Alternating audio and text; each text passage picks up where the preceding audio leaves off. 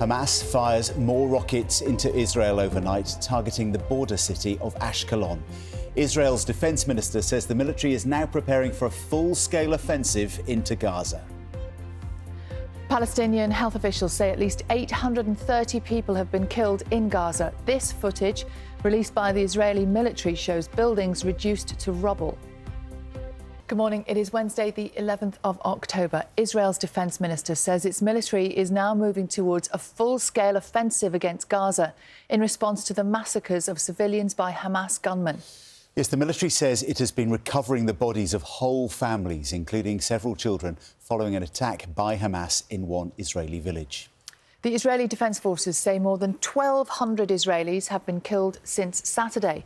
Palestinian health officials say more than 900 people in Gaza have lost their lives. FT covers Israel's preparations for a ground invasion of Gaza, saying it has deployed 35 military battalions and 4 divisions.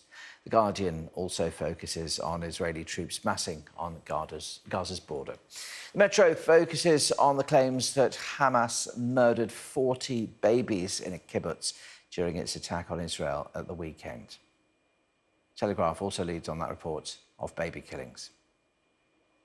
As does the Times, which says soldiers fear they're yet to find the bodies of many more victims. The Express says this, talks of horror at pure evil. And the Eye describes it as a massacre of innocence.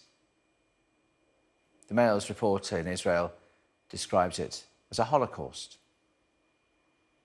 While the Sun quotes a girl's phone call to her mother as she was kidnapped by Hamas militants. Also this morning, flights at Luton Airport have been grounded after fire ripped through one of the car parks, causing it to collapse. French troops have begun withdrawing from Niger. This is video of military convoys arriving in the country's capital after departing from bases in southwest Niger.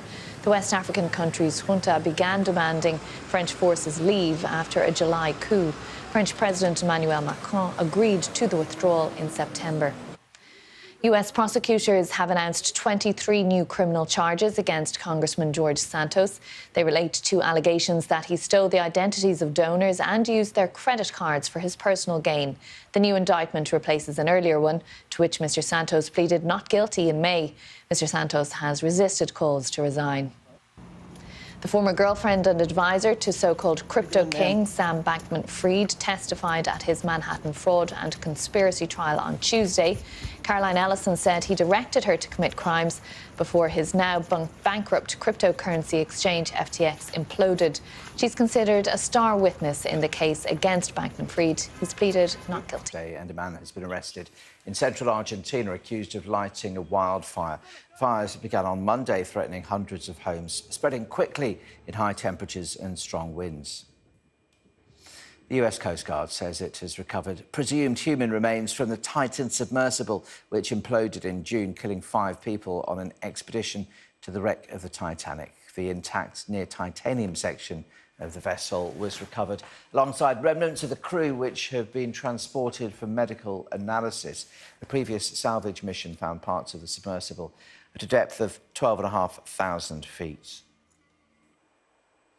A family of beavers is set to be released in West London in what will be the UK's first publicly accessible urban beaver reintroduction.